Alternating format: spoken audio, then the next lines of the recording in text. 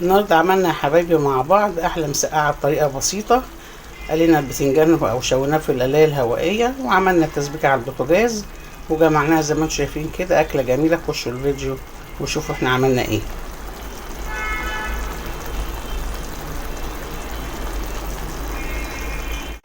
السلام عليكم، ازيكم يا حبايبي؟ عاملين ايه؟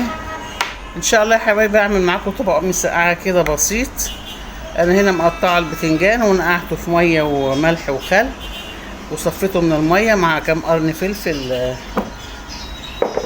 حراقين، ومعايا هنا ثوم مفروم مع فلفل مع شويه كزبره خضراء، ومعايا هنا طماطم برضو بشرها. اول حاجه هعملها يا حبايبي هجيب حله القلايه، لان انا هعملها في القلايه الهوائيه. انا ما بستعملش زيت كتير، بستعمله بس يدوب في الاكل كده، انما ما بقليش حاجه. فبعمل ايه؟ بروح اي حاجه تتقلي بعملها في القلايه الهوائيه. انا عندي هنا اطباق اللي هي الزبده، باخد واحده منهم كده اهي، ورقه زبده. الاطباق الجاهزه دي ورق زبده كده عشان خاطر القلايه ما تتوسخش مني وما اغسلهاش كتير، وفي نفس الوقت ما تخليش الحاجه تلزق. هحط بقى البتنجان زي ما انتم شايفين كده يا حبايبي، حطيتهم في القلايه. هرش بس عليهم كده معلقه زيت صغيره مش كتير، واقلبهم بقى في بعضيهم كده. البتنجان معاهم قرنين الفلفل على ورقه الزبده، وبمسحهم كده، باخد الزيت من على اهو كده وامسحهم كده. بتوفري طبعا، يعني على الاقل ما فيها لو هتعملي كيلو البتنجان ده كنت هتحطي لك على الاقل ما فيها من المج ونص زيت، ده لو ما شربش منك الزيت يعني. فهنا ما فيش زيت اهو، هو يا دوب البتنجان اهو، وعليه مسحناه بمسحه زيت كده على خفيف، ومعاه الفلفل، وهندخله القلايه الهوائيه، وان شاء الله لما يطلع هنعمله بقى مسقعه. اروح اولع عليه هنا يا حبايبي، هولع عليه القلايه.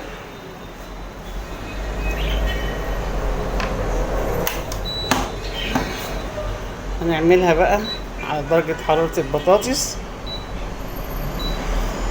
20 دقيقه و200 حراره. هندوس بقى كده اوكي، وهنسيبها بقى تتشوي تتحمر يعني نص المده، ونطمن عليه، واذا كنا نحتاج ان احنا نقلبها الناحيه التانيه. هنا يا حبايبي عقبال ما البتنجان يتقلي في القلايه، هنعمل هنا الطماطم بتاعتنا. معايا هنا زي ما قلت لكم ثوم مفروم على قرن فلفل على كزبره خضراء،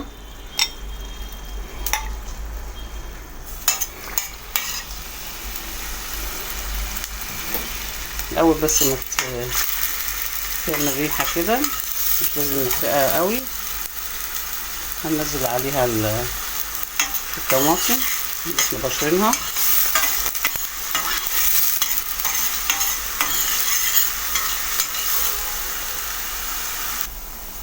بصوا يا حبايبي انا بطشها بخل، بس انا عندي الخل خلص عندي، فهعمل ايه؟ هحط لها عصرة نص ليمونة كبيرة كده، بتدي طعم جميل قوي مع مسقعة الخل او الليمون.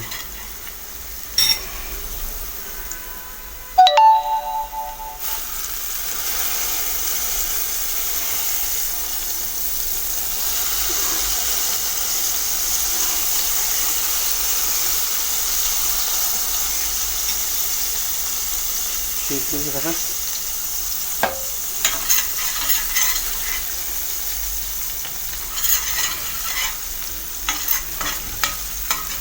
هنحط بقى الطماطم،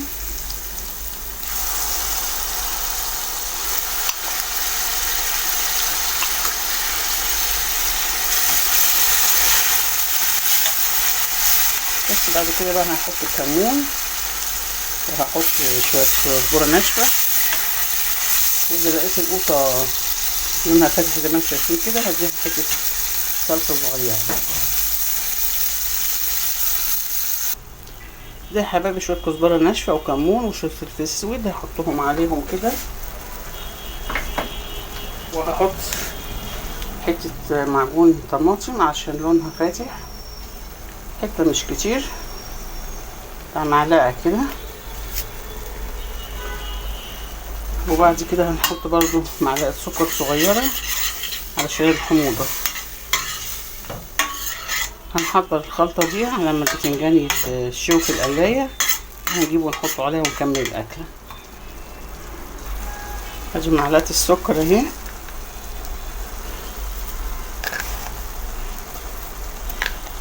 هنحط برضو الملح،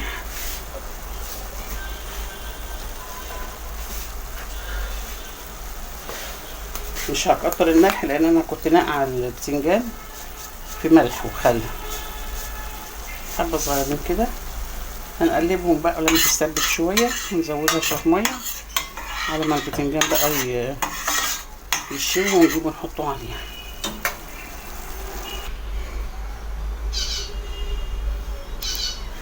بصوا يا حبايبي البتنجان اهو شوى في القلايه الهوائيه، هنحطه بقى في المسقعه في الخلطه.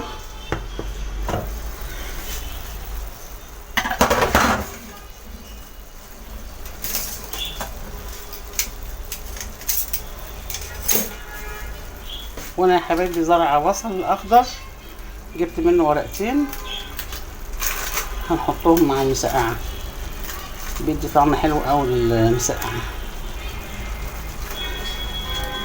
انا بس بحطهم في الاخر كده علشان يطعموا المسقعه، يدوا ريحه كده، ما ريحتهم ما تروحش ويبقى لونه اخضر زي ما هو. بصوا الفلفل شوى اهو، وفرنا زيتنا ووفرنا صحتنا اللي بتروح مع الزيت والمقليات. ربنا يوسع عليكم حبايبي وتجيبوها، واللي مش هيقدر يجيبها ممكن تعملي دوت في الفرن. انا كنت بعمل كل حاجه في الفرن قبل ما اجيب القلايه. اخد بقى من الصلصه كده واحط عليها عشان انا مش عاوزه الدمعه بتاعتها تبقى كتير، عاوزاها تبقى دمعه ناشفه كده.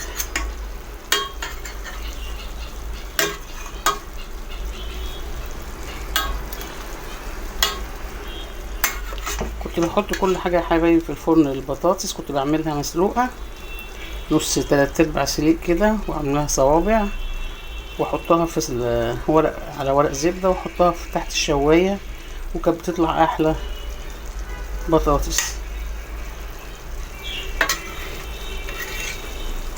وانا يعني جبتها برضو في الاسعار الرخيصه، ما غليت قوي يعني. جايباها بنتي جابتها بعديه بسنه مثلا، دفعت المضاعف. كده خلصنا اكلتنا يا حبايبي، احلى مسقعه معموله في القلايه الهوائيه. وبنرش بقى عليها شويه البصل الاخضر دول يدوا طعم وريحه. وكده خلصنا اكلتنا، يا رب تعجبكم.